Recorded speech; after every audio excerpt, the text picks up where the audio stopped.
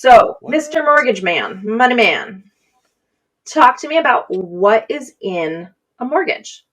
That's a great question. A mortgage and one of the hidden costs, and this is a total bait and switch tactic, you guys. This is what happens out there in the mortgage world when you're working with what I call non-professionals, right? So I'm going to share my screen again. Let me see if I can pull this back up.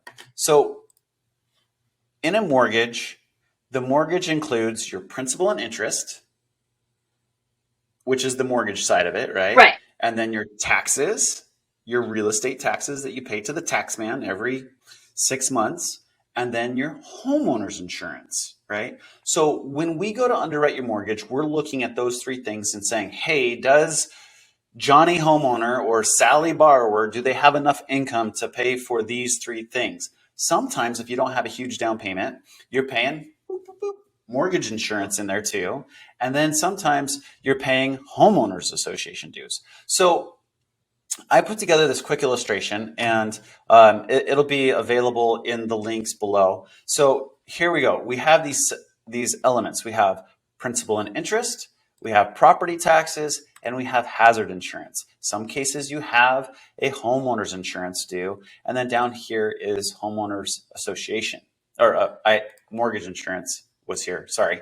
But what I wanted to be really clear with, and this is where the kind of bait and switch stuff happens, is when you put down 20%, loan originators that are unscrupulous will go out there and they will leave out the hazard insurance policy, and they will leave out the property taxes in the mortgage payment.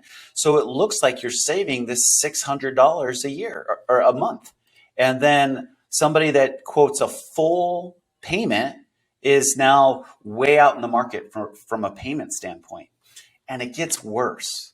What then happens is they don't disclose prepaid finance charges. The prepaid finance charges are those taxes and homeowners insurance to be included into your mortgage payment.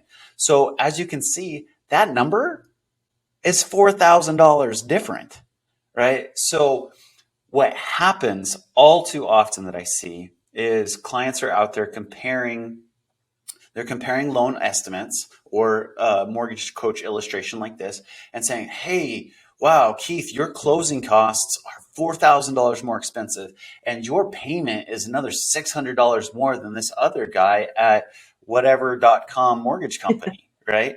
And so that's a creative mortgage company that I just came up with right there. And I asked them, 9 times out of 10, I asked them, I said, hey, would you mind sharing with me what that illustration is, what that quote is that they send you? And 9 times out of 10, they're not including the taxes and insurance in their quote. And when you look at the cash to close on this transaction, you're $4,000 different. And if I were to walk back into this payment and pull out the $455 in taxes and then pull out the $125 for homeowners insurance, now my payment is at $3,800 and they're over here at $3,200. And the problem, here's the problem, is once you get to the closing table, you're like, it's $4,000 more expensive and my mortgage payment is $3,800.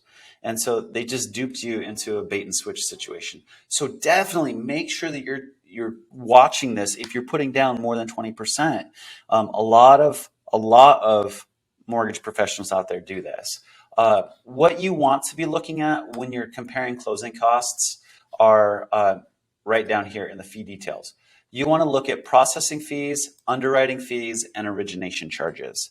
That is what this specific lender is going to be charging you, the borrower, to be accessing their portal to money, right?